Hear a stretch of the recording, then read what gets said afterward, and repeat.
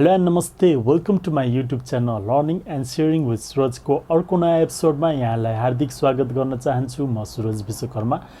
आजको यस एपिसोडमा हामी अडियो रेकर्ड तथा एडिट गर्नको लागि प्रयोग गरिने सफ्टवेयर ऑडासिटीको बारेमा केही कुराहरू सिक्नेछौँ।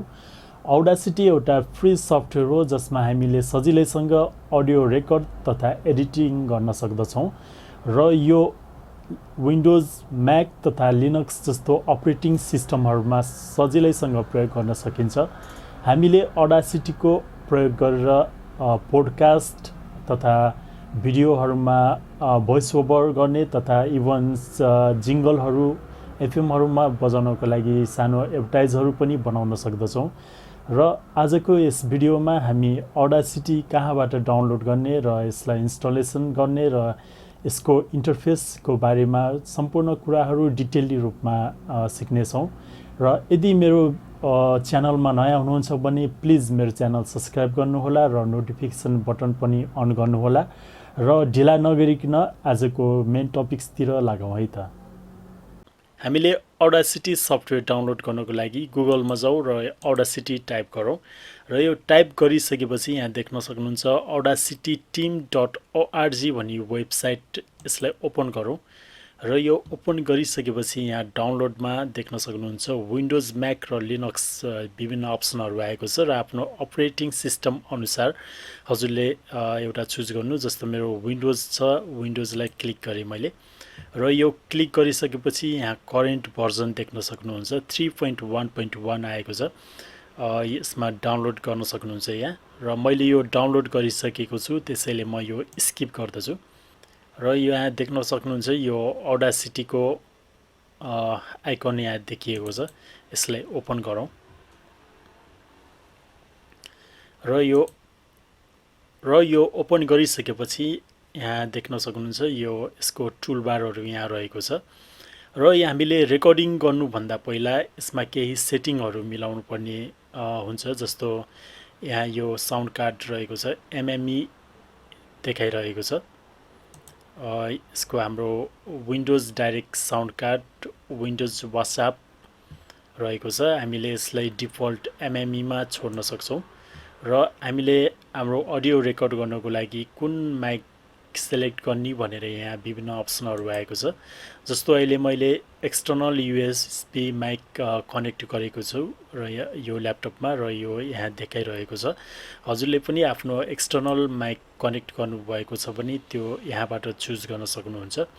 र यो रेकर्डिङ अप्सन रहेको छ, मोनो रेकर्डिङ अप्सन र स्टेरियो रेकर्डिङ। अहिले हामी मोनो रेकर्डिङमा जान्छौँ र यो स्पिकरको अप्सन रहेको छ। यदि हजुरले एक्सटर्नल स्पिकर कनेक्ट गर्नुभएको छ भने त्यो चुज गर्नको लागि यहाँ यो अप्सन रहेको छ। र सबैभन्दा इम्पोर्टेन्ट सेटिङ भनेको यो प्रोजेक्ट रेट रहेको छ र यसलाई हामीले यहाँबाट विभिन्न प्रोजेक्ट रेटहरू यहाँ सो गरिरहेको छ र यसको स्ट्यान्डर्ड प्रोजेक्ट रेट भनेको 44,100 रहेको छ र यो जति हजुरले हाइएस्ट प्रोजेक्ट रेट चुज गर्नुभयो त्यति हजुरको प्रोजेक्ट फाइलको साइज पनि बढी हुन्छ।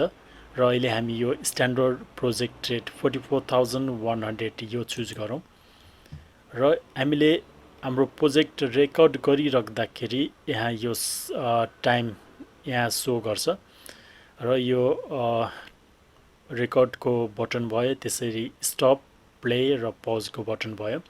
र अर्को इम्पोर्टेन्ट कुरा, हामीले यो हाम्रो अडियो रेकर्ड गर्दाखेरि हाम्रो यो रेकर्डिङ लेभल यहाँ सो गरिरहेको हुन्छ र हामीले रेकर्ड गर्दाखेरि यो हाम्रो वेभ फर्म कतिको लाउडनेस आएको छ भनेर यहाँ सो गरिरहेको हुन्छ र यदि यो लास्टसम्म टच भयो भने हाम्रो साउन्ड अलि लाउड हुन्छ। त्यसैले यो रेकर्ड गर्दाखेरि हामीले यो सेटिङ एकदम ध्यान दिनुपर्ने हुन्छ।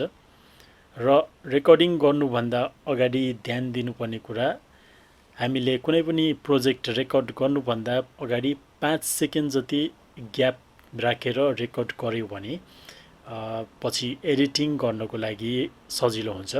र एउटा स्याम्पल अडियो रेकर्ड गरेर हेरौँ है त।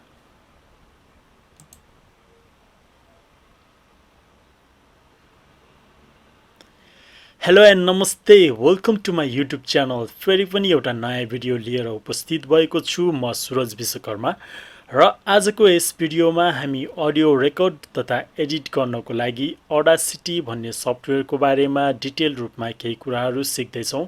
सो ढिला नगरिकन आजको टपिक्सतिर लागौँ है त। र यो एउटा स्याम्पल हामीले रेकर्ड गरेका छौँ र यसलाई कस्तो भएको छ यो सुनौ है त।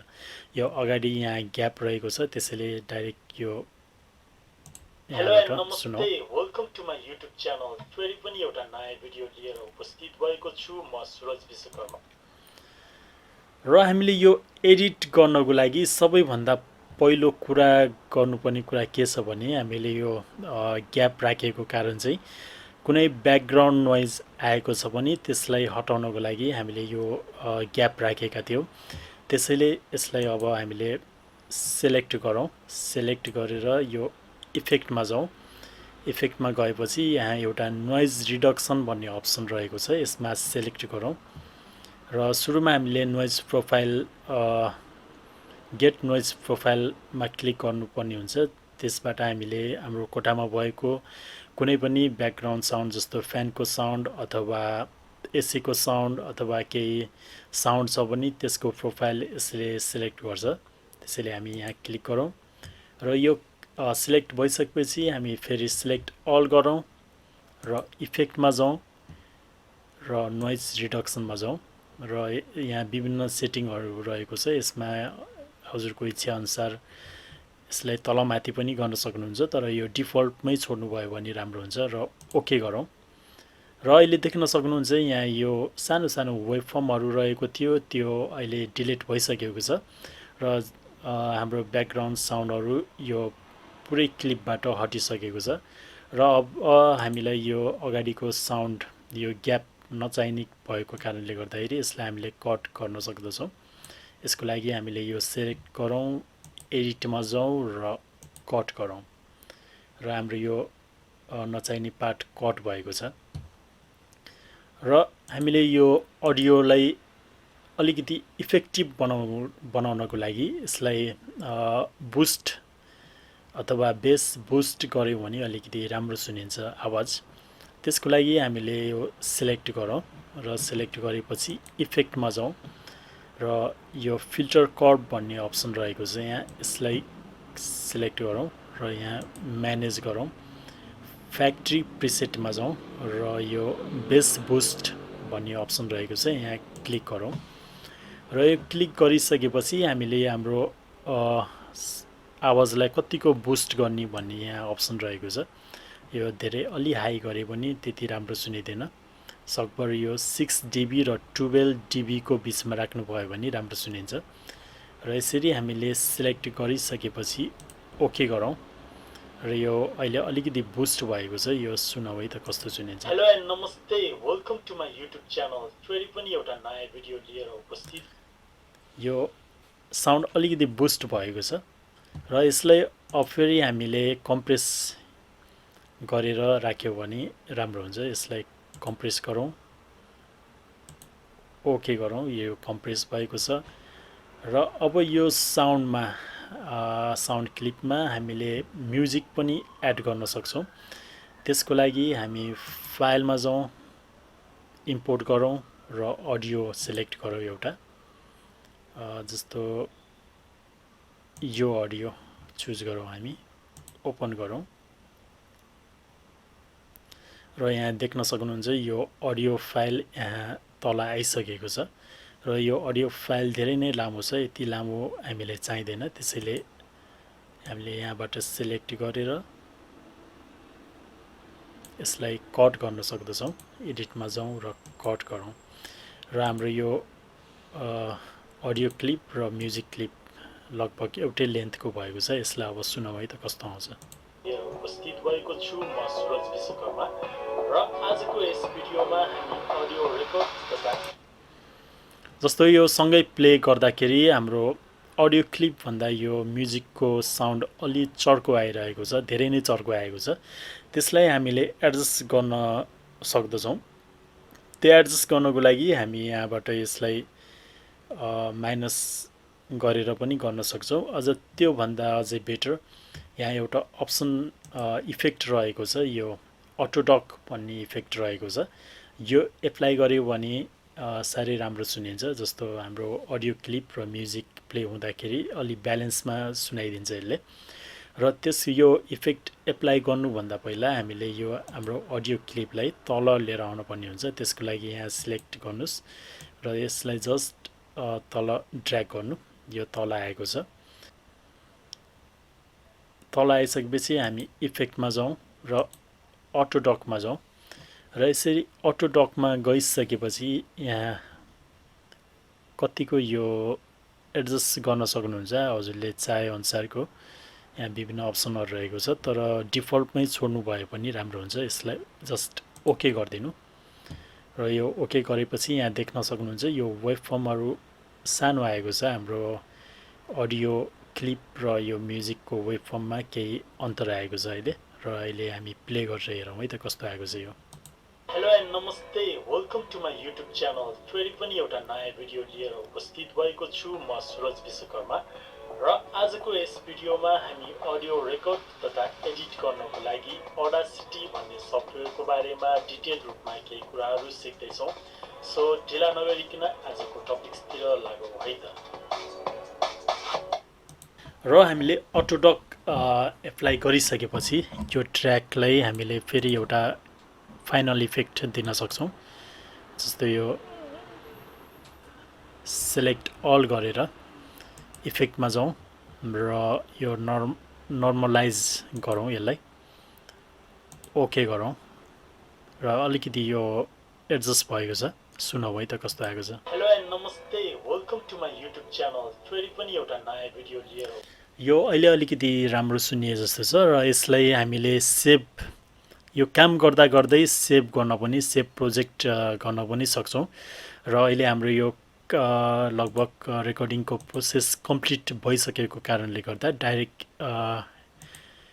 एक्सपोर्ट गरौँ है त। यसलाई एक्सपोर्ट गर्दाखेरि हामीले MP3 फर्मेटमा पनि एक्सपोर्ट गर्न सक्छौँ अथवा वेब फर्मेटमा पनि एक्सपोर्ट गर्न सक्छौँ। र यो हाम्रो फाइलको साइज छोटो भएको कारणले गर्दाखेरि वेब फर्मेटमा एक्सपोर्ट गऱ्यौँ भने यसको क्वालिटी अझै राम्रो आउँछ। र यदि ठुलो लामो फाइल साइज छ भने हामीले MP3 मा पनि कन्भर्ट गर्न सक्छौँ। र अहिले हामी वेब फर्मेटमा कन्भर्ट गरेर एक्सपोर्ट गरेर हेरौँ है त। र यसरी हामीले एउटा टाइटल दिउँ, वेब भनेर एउटा दिउँ र यसलाई सेभ गरौँ। ओके, यहाँ यदि केही फिलअप गर्न चाहनुहुन्छ भने त्यो पनि गर्न सक्नुहुन्छ र ओके गरौँ। यसरी हाम्रो यो सानो क्लिप यहाँ सेभ भइसकेको छ र यसलाई प्ले गरौँ। हेलो एन्ड नमस्ते, welcome to my YouTube channel. फेरि पनि एउटा नयाँ भिडियो लिएर उपस्थित भएको छु म सुरज विश्वकर्मा। र आजको यस भिडियोमा हामी अडियो रेकर्ड तथा एडिट गर्नको लागि Audacity भन्ने सफ्टवेयरको बारेमा डिटेल रूपमा केही कुराहरू सिक्दैछौँ। र यसरी कति सजिलैसँग हामीले कुनै पनि अडियो रेकर्ड गर्न सक्छौँ, त्यसलाई एडिट गर्न सक्छौँ। कुनै पनि अडियो बाहिर म्युजिक ट्र्याक ल्याएर त्यसलाई मिक्सिङ पनि गर्न सक्छौँ। र यसरी हामीले यो Audacity सफ्टवेयरको प्रयोग गरेर हामीले कुनै पनि अडियो सम्बन्धी काम गर्न सक्छौँ। र आजको यो भिडियो हजुरहरूलाई मन परेको छ भने प्लिज लाइक गर्नुहोला। र यदि मेरो च्यानलमा नयाँ हुनुहुन्छ भने मेरो च्यानल सब्सक्राइब गर्नुहोला। र फेरि पनि यस्तै नयाँ भिडियोहरूको साथमा उपस्थित हुने बाचा गर्दै अहिलेको लागि म यो भिडियोबाट बिदा माग्न चाहन्छु। See you in next video. Till then take care, stay safe and bye bye.